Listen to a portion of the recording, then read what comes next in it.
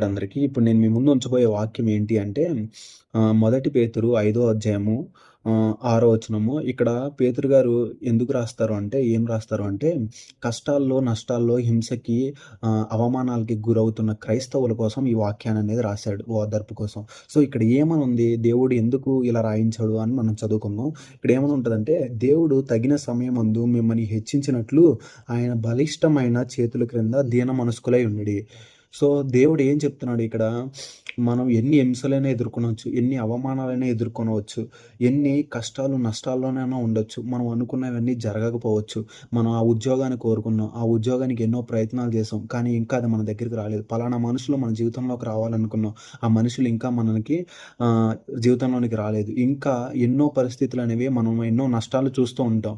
కానీ ఇక్కడ దేవుడు ఏం చెప్తున్నాడు, మీరు దేనికి తొందరపడొద్దు, ఆందోళన చెందకండి. నేను నా సమయం వచ్చినప్పుడు మిమ్మల్ని హెచ్చిస్తాను. అప్పుడు ఏ మనుషుడు గూడా మిమ్మల్ని అనేది తృణీకరించలేడు. కానీ మనమేం జేస్తాం, అయన్నీ దృష్టికరించకుండా ప్రతిదానికి ఆందోళన పడిపోతాము, తొందరపడిపోతాము, కంగారు పడిపోతాము, బాధ తెచ్చేసుకుంటాము, ఒంటరితనాన్ని ఫీలవుతాము. దేవుడేం చెప్తున్నాడు, మీకున్న పరిస్థితులు ఎటువంటివైనప్పటికీ దేవుడేం చెప్తున్నాడంటే, ధైర్యంగా ఉండండి, దీనులుగా ఉండండి, బలంగా ఉండండి, అన్నిటిని ఎదుర్కొనండి. నా సమయం వచ్చినప్పుడు నిన్ను ఖచ్చితంగా నేను హెచ్చిస్తానని దేవుడు చెప్తున్నాడు.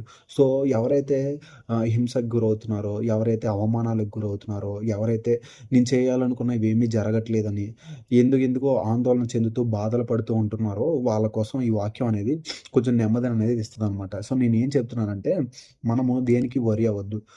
ఆయన సమయం వచ్చేంత వరకు, ఆయన మన మీద ఖర్చు పెట్టే సమయం వచ్చేంత వరకు మనము ధైర్యంగా ఉందాము. ఈ చిన్న వాక్యం దేవుడు దీవించును గాక. ఆమేన్.